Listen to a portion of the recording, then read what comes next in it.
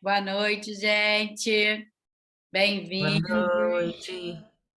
Tudo É, bem, Maria Clara? oi. É um prazer estar aqui hoje com vocês para falar sobre esse tema aí que muitas pessoas já vêm perguntando para a gente, quais são as diferenças entre o DMI e o CME. Então, assim, se você já gostou do tema, já deixa um like aí, ó. Quem não está inscrito no canal, se inscreve no canal do YouTube aqui do Espaço Habilitar, para a gente continuar aí, ó, fazendo os vídeos toda terça-feira no EH Atualiza. Ativa o sininho, não é assim? Ativa o Ativa sininho o para sininho. receber as notificações. Isso aí. Exatamente. Aquela coisa de oi, ativa o sininho, segue no Instagram, dá um like. Gente, essa parte, vamos lá, né? Tem que fazer. Mas, então, vou me apresentar rapidinho. Eu sou Maria Clara, sou fisioterapeuta há 18 anos e hoje sou instrutora do DMI no Brasil. Re, E eu sou a Regiane, fisioterapeuta também há 38 anos e instrutora do DMI no Brasil junto com a Maria Clara, e é um grande prazer estar aqui com vocês para a gente discutir e falar um pouco sobre as diferenças entre as técnicas, que é o que mais nos perguntam, né? Então vamos colocar aqui algumas diferenças e discutir um pouquinho sobre isso, tá bom? Vamos lá. aqui. Então, assim, acho que de primeira diferença que a gente pode trazer para vocês, né, são os criadores. O criador do CME é o Ramon Cuevas, o DMI são o Jake e a Joanne. O Jake é dos Estados Unidos, a Joanne do Canadá. E, assim, como a gente sempre fala nas nossas aulas, a gente tem que honrar e respeitar muito o Ramon, que é um gênio, que foi o criador do CME, que tem, ele criou todos o conjunto de caixas, vários exercícios, e o DMI ele é inspirado no CME, né? Então tem algumas coisas bem diferentes, outras coisas parecidas, e a gente vai tentar trazer para vocês hoje um pouquinho dessas principais diferenças entre os dois métodos, porque o pessoal sempre fala, ah, é igual, não é igual, qual é a diferença, mas o que tem de diferente? Então a gente quer trazer um pouquinho para vocês, para começar esses a diferença dos criadores. Então, É, uma das mais importantes, não, todas elas têm importância, mas essa é uma grande importância de diferenciação entre as técnicas e métodos, é que a nossa avaliação, a avaliação no DMI, ela utiliza avaliações padronizadas, e a Maria Clara vai falar também um pouquinho sobre isso. O CME utiliza uma avaliação que o Ramon Cuevas criou, é uma avaliação sem validação científica ainda, de 41 itens, que nos dá, no final, uma idade motora aproximada. Ela só nos detecta em que fase a criança está, mas não nos dá nenhum outro dado. Essa é uma grande diferenciação, porque a gente sabe que todas essas avaliações que estão aqui, e a Maria Clara talvez acho que discorra um pouco dentre elas, foram estudadas por muito tempo, por muitas pessoas, e através dela, os fisioterapeutas no mundo inteiro podem conversar e conhecer um paciente sem vê-lo, né? A gente é capaz de identificar quais são os potenciais, quais são as dificuldades, de uma criança através destas avaliações. Então, os terapeutas que fazem a nossa formação necessariamente têm que ter uma dessas avaliações, né, uma dessas formas de avaliar, para poder conversar com os colegas de uma forma global e saber de quem a gente está conversando, né? Então, fala um pouquinho, por favor, não, no Clara. DMI a gente usa avaliações padronizadas, como a Rê falou, é, são avaliações para você validar uma avaliação, são anos de estudo, de pesquisa, então, assim, existem várias avaliações que são reconhecidas mundialmente, então a gente usa no DMI essas avaliações. Eu trouxe para vocês aqui o nome de algumas das avaliações que são as avaliações que a gente mais usa, mas qualquer avaliação padronizada pode ser usada dentro do DMI, tá? Então, geralmente a gente usa o GMFM, a Challenger e a Quality para os pacientes mais velhos e o Bailey também. Para os pacientes mais novos, as crianças com menos de 2 anos, a AIMS, a TIMP, o General Movements, que é dos bem piquititicos, né? Para pacientes nível 4 e 5, principalmente, os pacientes mais velhos, a gente gosta de associar a GMFM junto com a SATICO, porque às vezes a gente não consegue ver mudança significativa na GMFM, dependendo da idade desse paciente. Então, a SATICO vai te dar uma mudança de controle de tronco mais específica, porque às vezes a gente olha, a gente entende que o paciente mudou, mas ele não tem mudança de função, dependendo da idade dessa criança.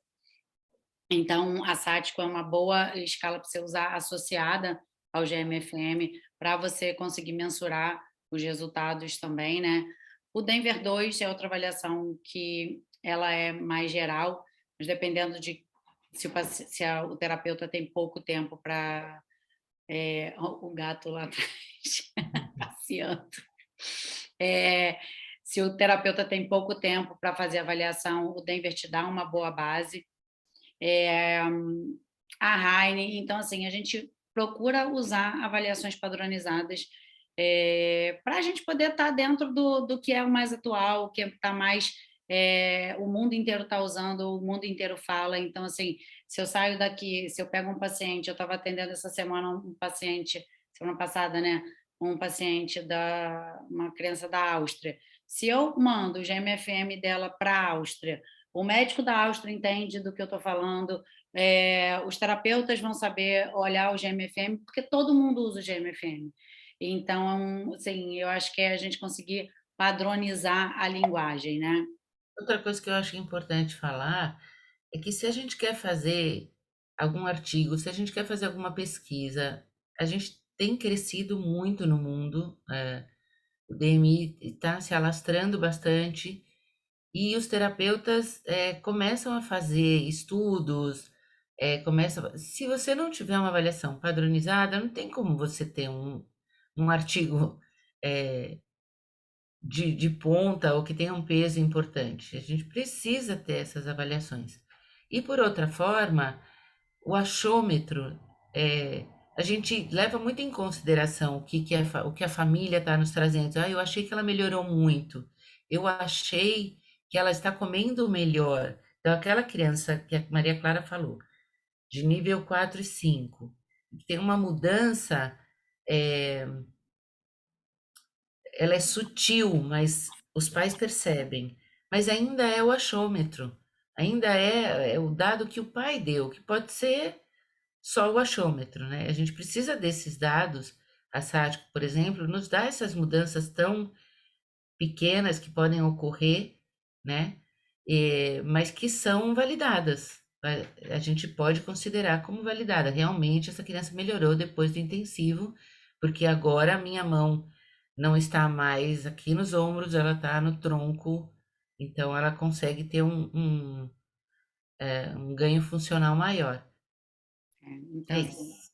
eu acho que é super importante a gente ir para a gente não ir na contramão, né, do que está sendo feito por aí, né? Com relação à fundamentação teórica, pode falar, Rê. Então, o CME, quando nós duas fizemos o curso, as duas, eu e Maria Clara temos o nível 3 do CME. Então, nós vamos passar para vocês aquilo que foi nos passado. Pode até ser que eles tenham avançado na técnica e na teoria, mas a gente vai passar para vocês aquilo que nos foi passado. Então, a teoria do CME é a teoria maturacional. E no DMI, a gente fundamentou a técnica na neuroplasticidade e na seleção de grupos neurais. Então, a gente vai conversar um pouquinho sobre as duas, e a gente sabe que a teoria maturacional é uma teoria mais antiga e que diz que o desenvolvimento maturacional ocorre em sequências fixas. Então, ele diz que o controle primeiro começa sobre os lábios e línguas, movimentos dos olhos, controle cervical, ombros, braços, mãos, dedos, pernas e pés, como uma sequência fixa, e que tudo ocorre por conta da maturação do sistema nervoso central, sem considerar outros fatores. Pode passar, Clara, por favor. Então, a teoria maturacional nos diz que o desenvolvimento é céfalo-caudal, isso é verdade, próximo distal também é verdade, e geral para específico. Porém, ele não é a gente sabe hoje que ele não é uma sequência fixa, e que a criança precisa controlar a cabeça para poder obrigatoriamente sentar. Que ela primeiro precisa sentar para depois andar. A gente, nas nossas crianças, sabemos hoje que a gente precisa colocá-los em pé a partir dos 9 meses, independente da condição motora dele mais proximal, né? E que isso justamente, colocá-lo em pé, o que eu quero dizer, justamente pode melhorar essa outra função anterior. Então, para a gente, a teoria maturacional, seguindo essas sequências fixas e desconsiderando o ambiente, não faz sentido. A gente precisa olhar para a neuroplasticidade, para a poda neural que acontece, né, segundo a seleção de grupos neurais, e é óbvio que a gente leva isto em consideração, que o desenvolvimento é cefalocaudal, próximo distal e geral para específico, mas existem outras formas de se Não é só explicar isso, isso. né? E Não, não e a é gente pode só isso. explicar Exatamente. através da biomecânica ou através de uma outra teoria de Uhum, que por que isso acontece, uhum. né? É a questão Então, do pode ambiente, falar. né? A questão do ambiente, que na teoria maturacional, por exemplo, não leva em consideração o meio ambiente. E a gente sabe hoje em dia que o ambiente é extremamente importante.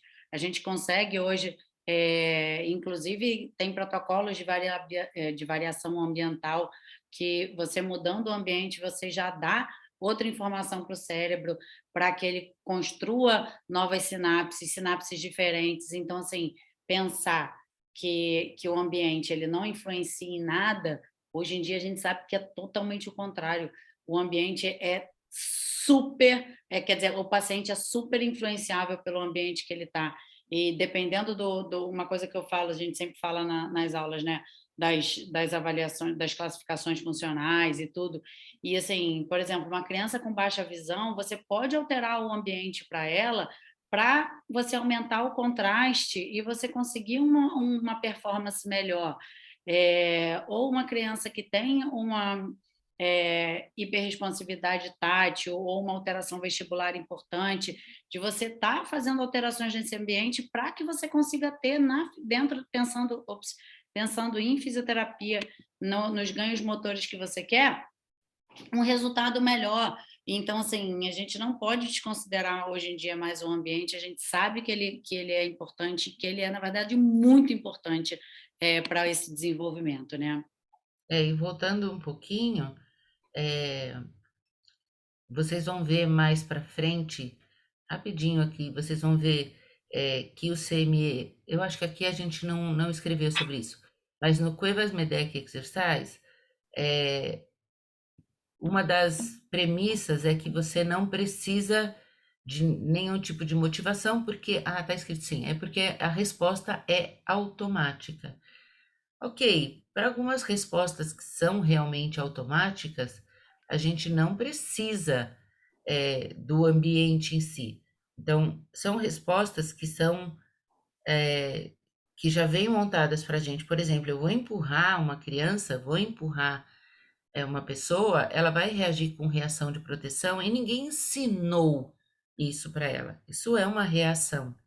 Reflexos de endireitamento também não é uma coisa ensinada. É, Porém, existem várias outras coisas que são voluntárias.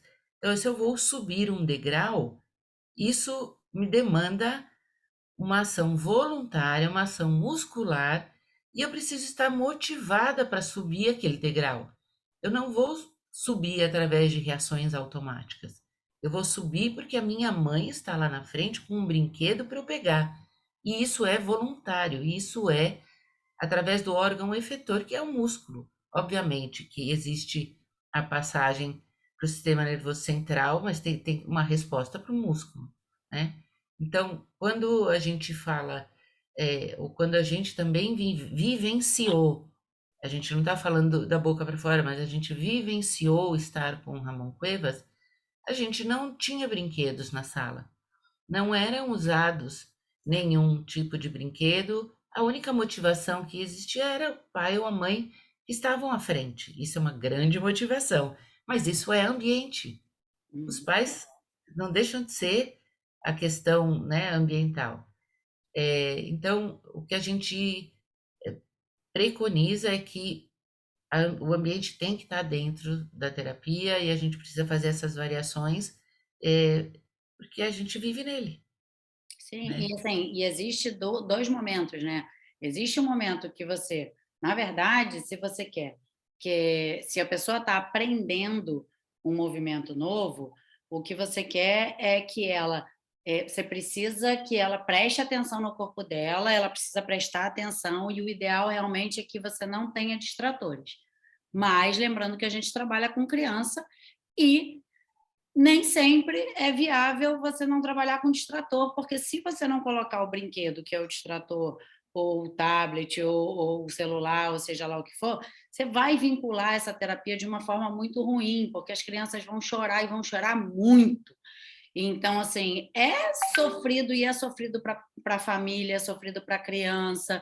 A gente pensa em prática centrada na família. Você imagina o quanto que é sofrido para uma mãe, para um pai, ver aquela criança aos berros durante 2 semanas, se ela tiver no intensivo. É, e eles acreditam que realmente eles estão fazendo o melhor para aquela criança, mas assim, precisa ser dessa forma, né? Assim, como eu estava falando, nessa primeira fase em que você está aprendendo o movimento, o ideal seria que realmente você não tivesse o distrator. Mas a gente consegue trabalhar de outras formas, a gente pode fazer adaptação. E quando você está querendo automatizar um movimento, aí sim você realmente precisa do distrator.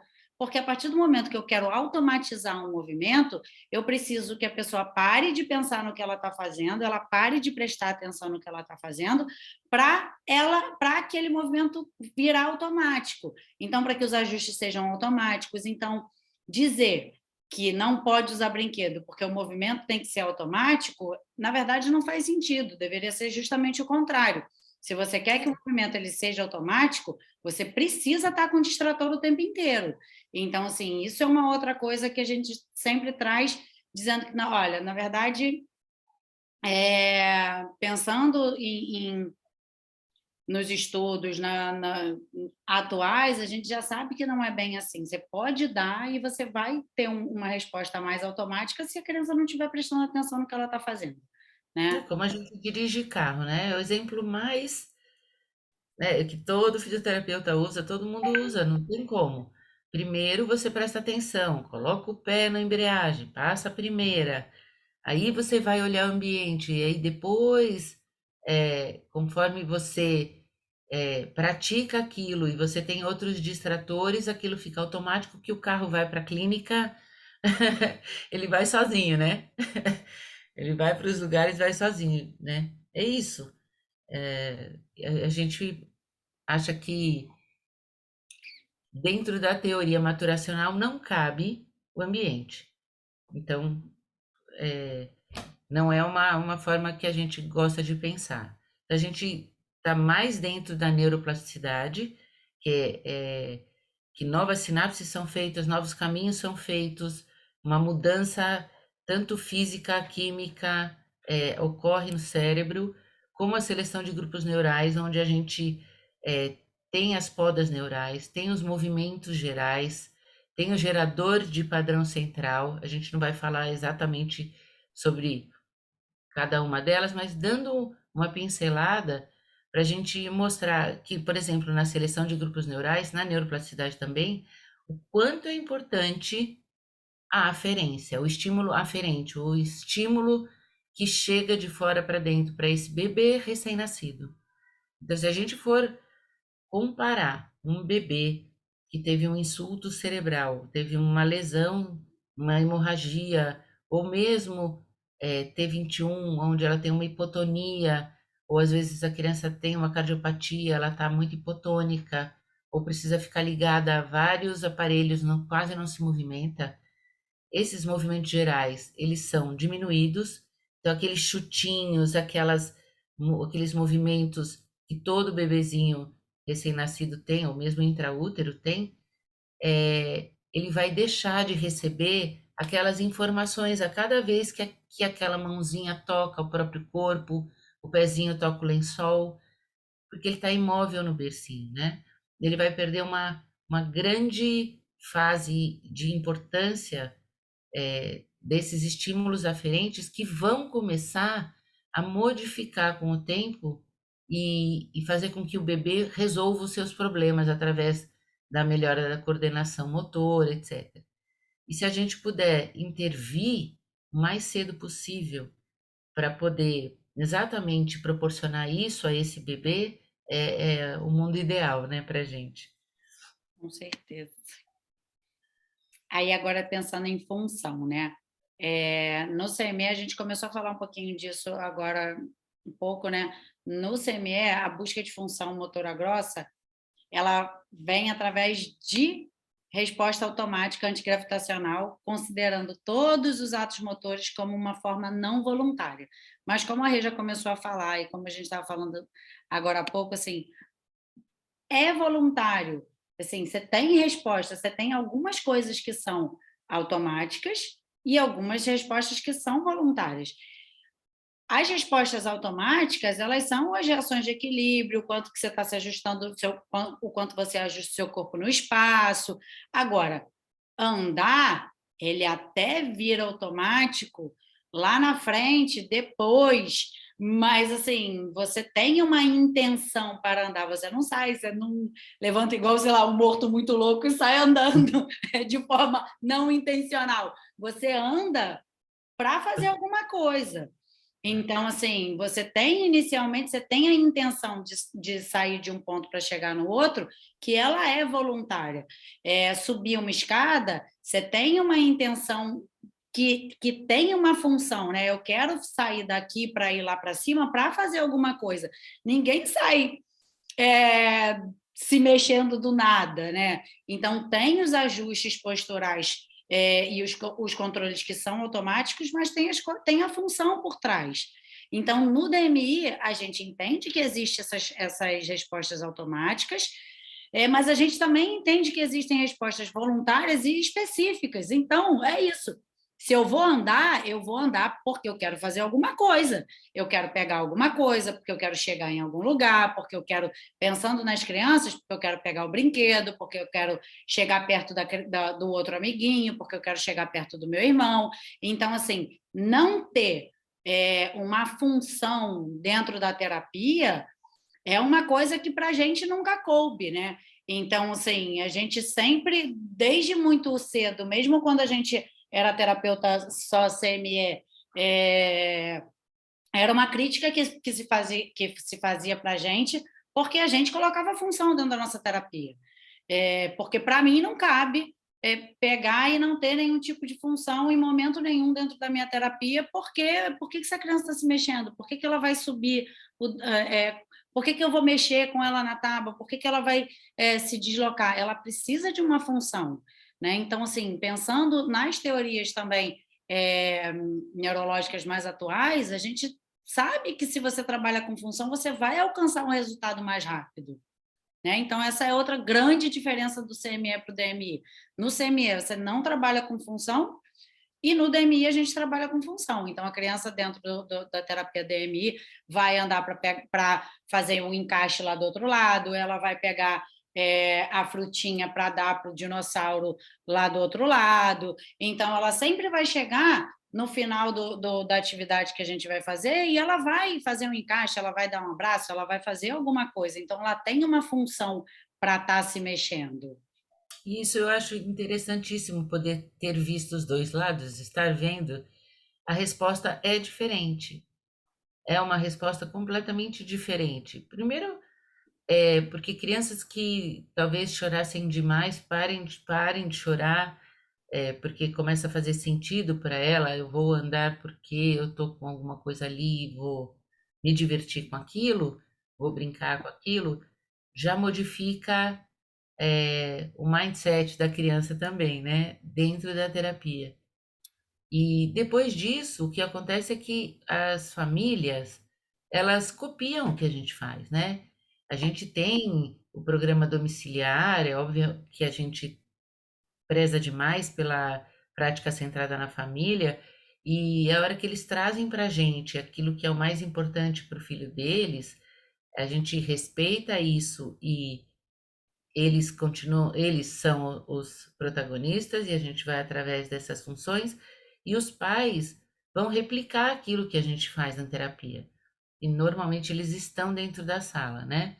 Então eles vão replicar isso e isso acaba sendo e fazendo com que a criança participe na escola, na família, na comunidade, que ela tenha um desempenho melhor, né? E é isso que a gente quer. A gente não quer ele já faz 2 vezes por semana, ou faz o intensivo, melhora e vou trazendo só para intensivos e tal. A gente quer essa movimentação o tempo inteiro e da família e que faça sentido para eles. Eles copiam a gente, né?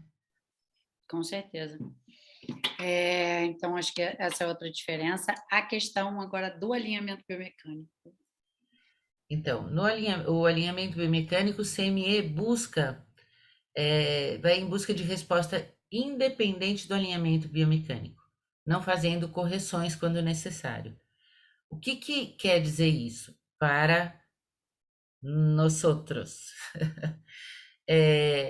Quando uma criança faz um exercício, vamos dar um exemplo, de agachado para em pé.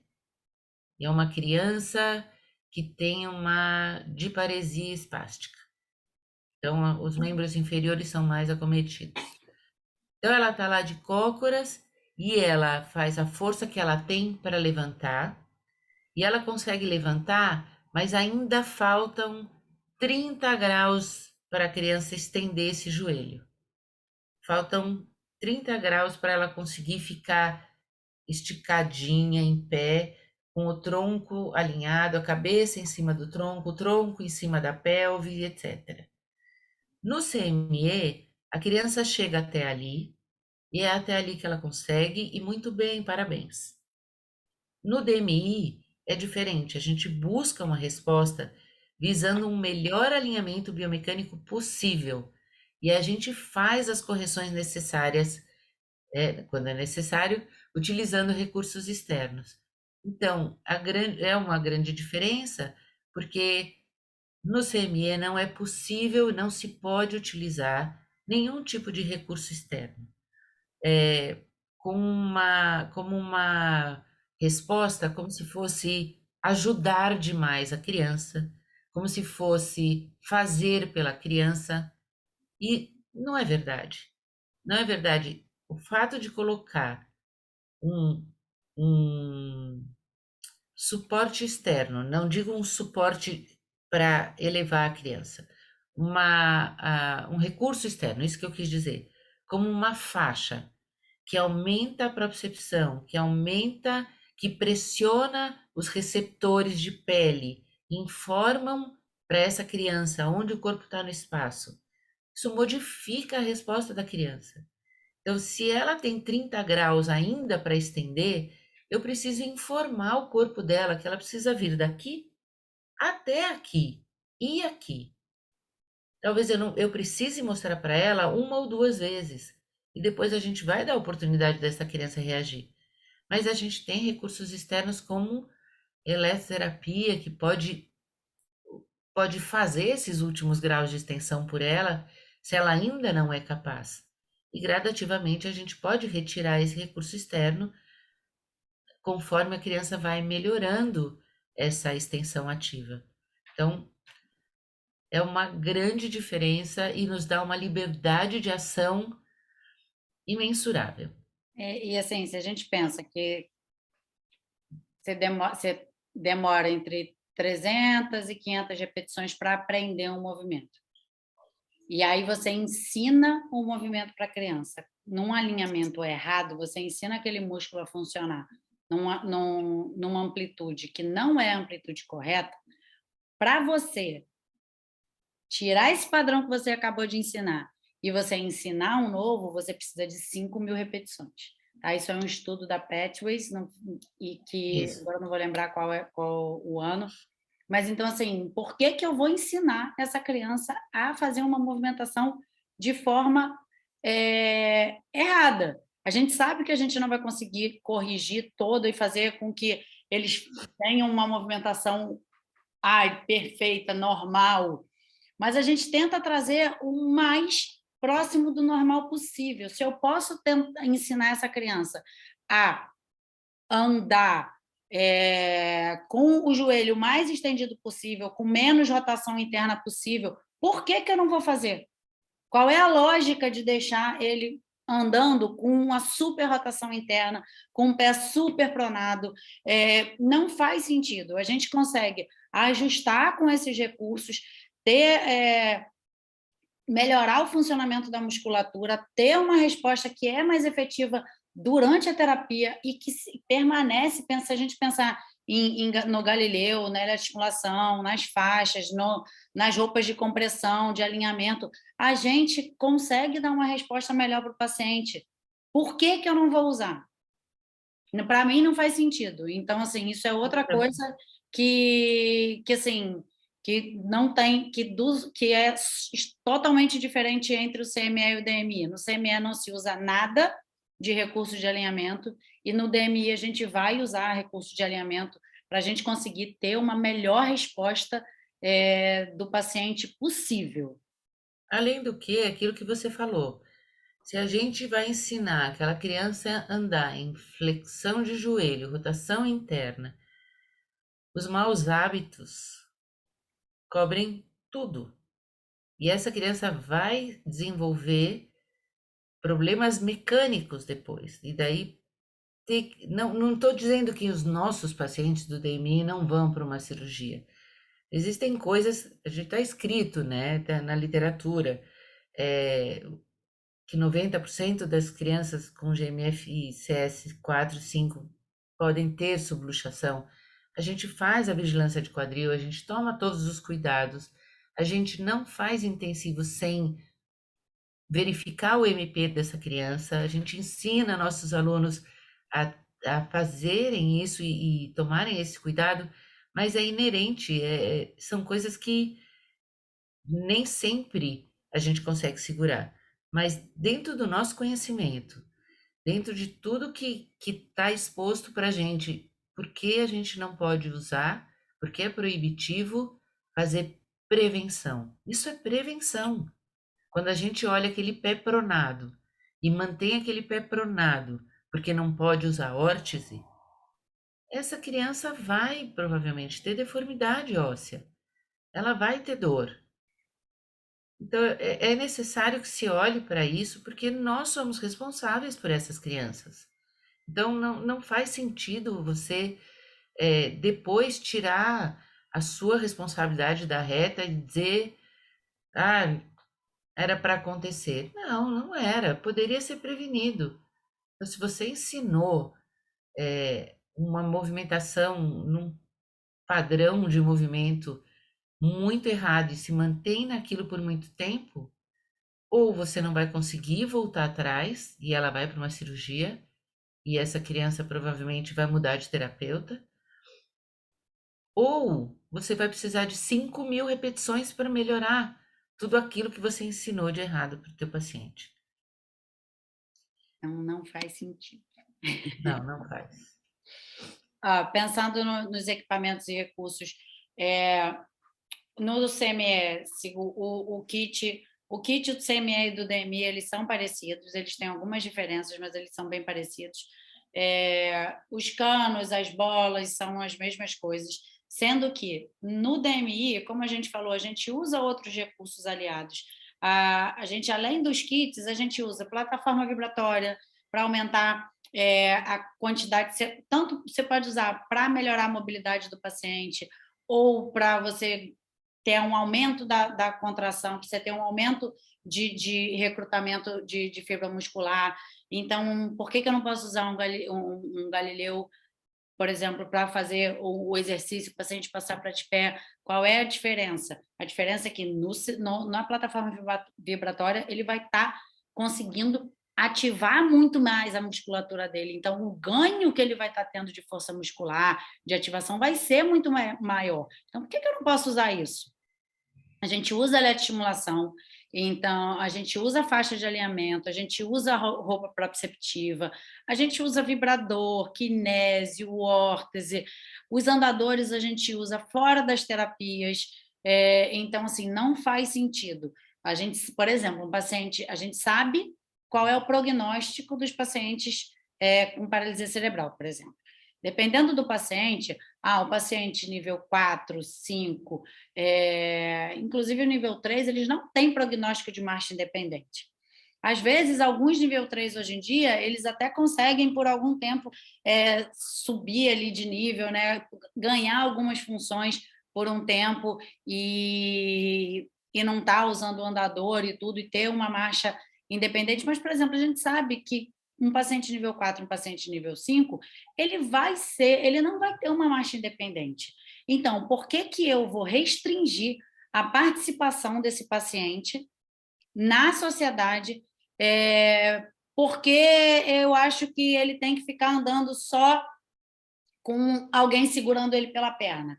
Realmente, quando a gente está segurando esse paciente ali pela coxa mais distal, a ativação dele é muito melhor, ele vai conseguir, ele vai estar ganhando muito mais controle, mas não vai ter uma pessoa o dia inteiro atrás dessa criança, andando com essa criança. Vai ter alguém na escola fazendo isso, sentado com a rodinha, andando o dia inteiro com essa criança? Não. Se a gente não colocar essas crianças dentro num andador, o que vai acontecer é que elas vão ficar presas na cadeira. Em vez de elas estarem podendo correndo atrás das outras crianças, participando, indo no shopping, passeando, fazendo outras coisas. Então, para mim, é outra coisa que não faz o menor sentido eu restringir um paciente que tem a capacidade de andar de andador, porque não tem uma explicação para mim lógica. Assim, eu tenho 9 anos de que eu finalizei o meu nível 3, até hoje eu nunca tive uma explicação lógica do porquê não poder usar um andador para os pacientes.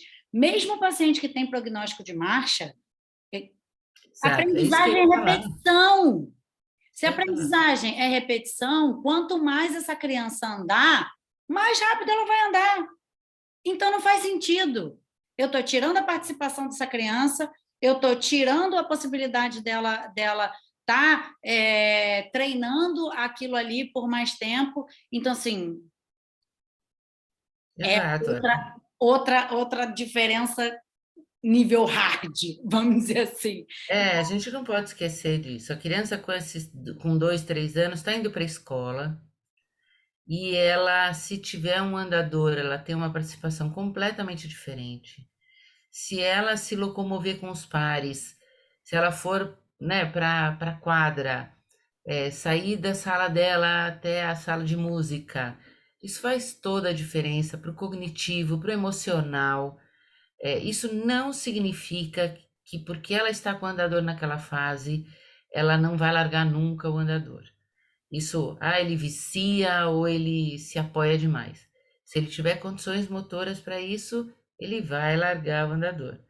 Então, a gente não pode prometer, isso é para mim um crime, prometer que vai fazer andar de forma independente, portanto, não ande de andador e que eu vou te fazer andar sem segurar em nada. Então, Dependendo do paciente, não vai andar, não vai fazer, a gente sabe disso. Então, assim, não. E mesmo, como a Rê falou, mesmo as crianças que que podem andar, se elas uhum. estiverem já no andador muito cedo, elas já estão treinando. Então, assim, não consigo entender, não entra na minha cabecinha. Então, assim, qualquer recurso que a gente que tenha para melhora de alinhamento, que melhore a função sensorial, função musculoesquelética, a gente vai estar utilizando, tá? É, alguns exemplos aqui, né? Os pacientes usando faixa, usando Stereotox, usando FlexCorp.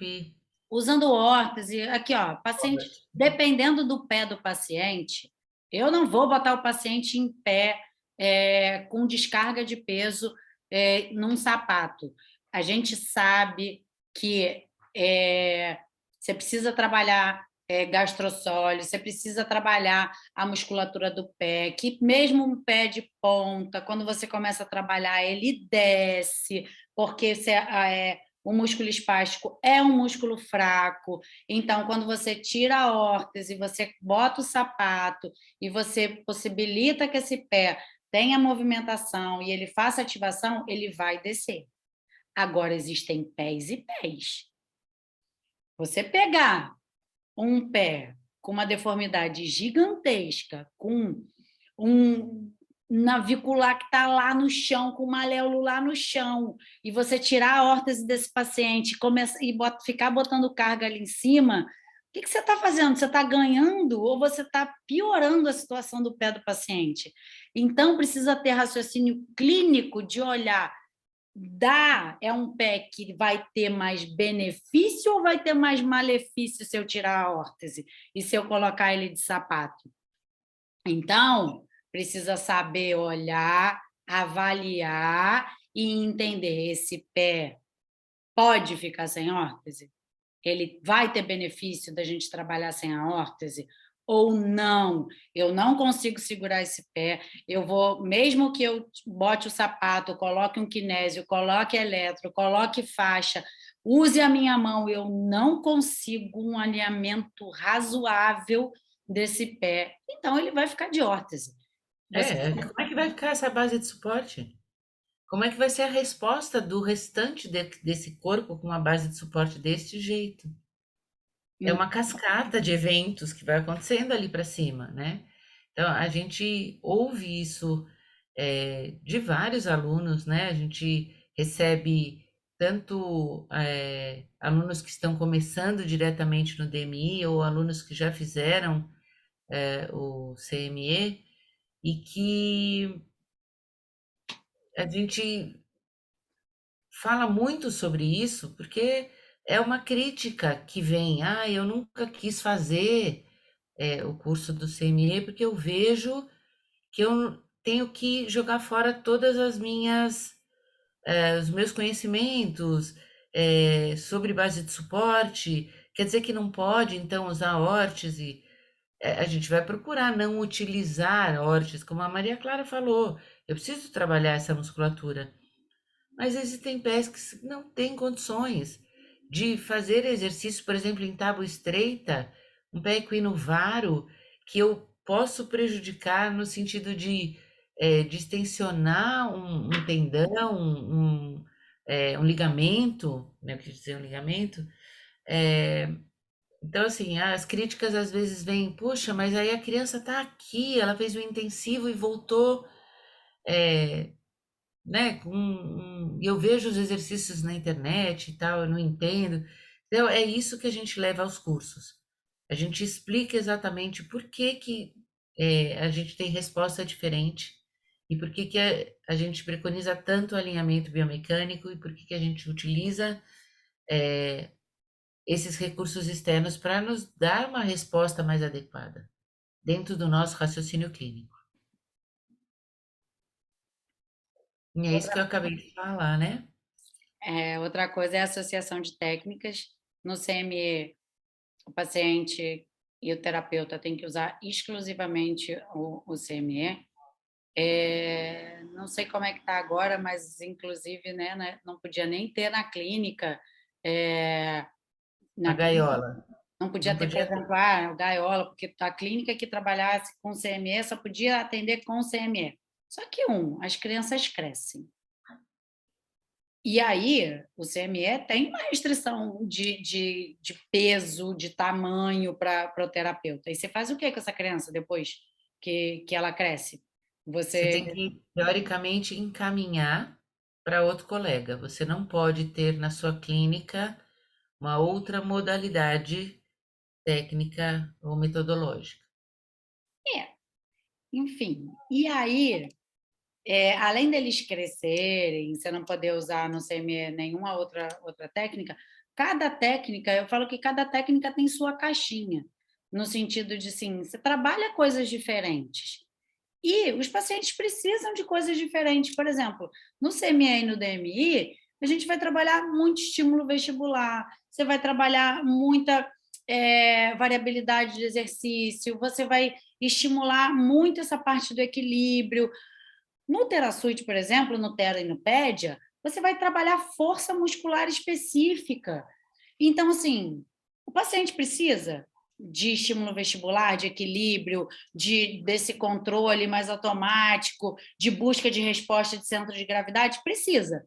Agora, ele também precisa de força muscular específica.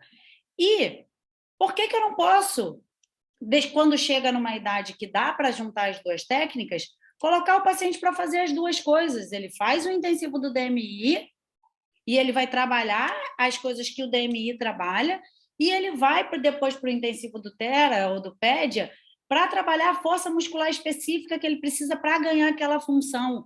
Não são coisas totalmente diferentes, assim, são coisas que são complementares. Então, E assim, mesmo na mesma terapia, né, Maria Clara? A gente exato.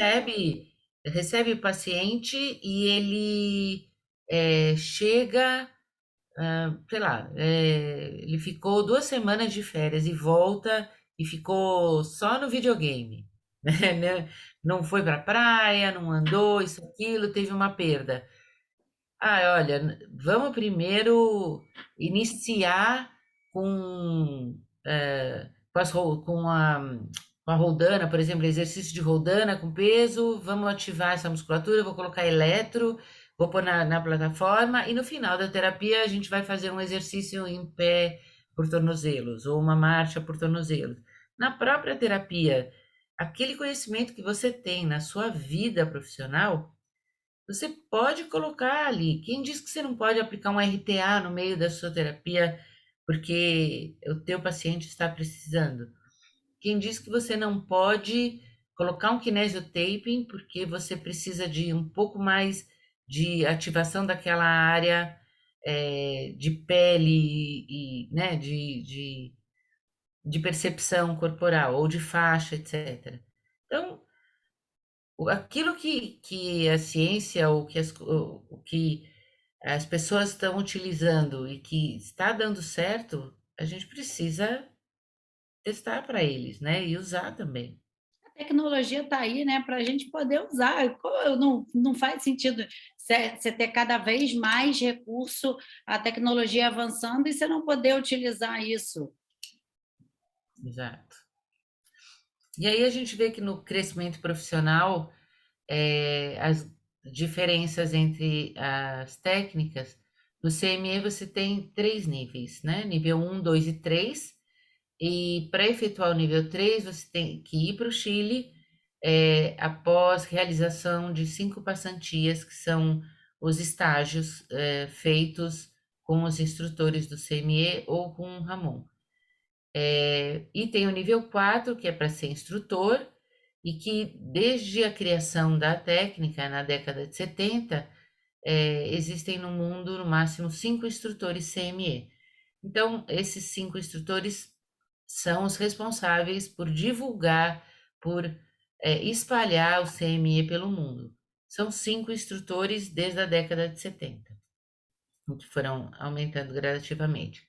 No DMI, a gente tem 3 níveis, que são introdutórios, o A, B e o C, 2 níveis intermediários e temos a formação para instrutores. Então, qualquer aluno pode seguir esses níveis até se tornar instrutor, porque a missão do DMI é espalhar a técnica para o maior número de crianças, é fazer com que elas possam vivenciar, possam ter terapeutas no mundo inteiro, em locais. A gente fala de Brasil, a gente está falando de São Paulo, Rio, e isso a gente tem, graças a Deus, um bom número de alunos, mas a gente quer estar lá no norte, a gente quer estar lá no nordeste e poder atingir essas crianças que precisam de mais e de técnicas que tragam esses benefícios, né? O DMI admite terapeutas que são do CME para o curso de conversão. Então, o terapeuta que já tem um nível, se ele tem o nível 1 de CME, ele já pode entrar para o nível B do DMI e assim, sucessivamente, né? Se ele já tem o nível 2, ele pode entrar e já fazer o nível C.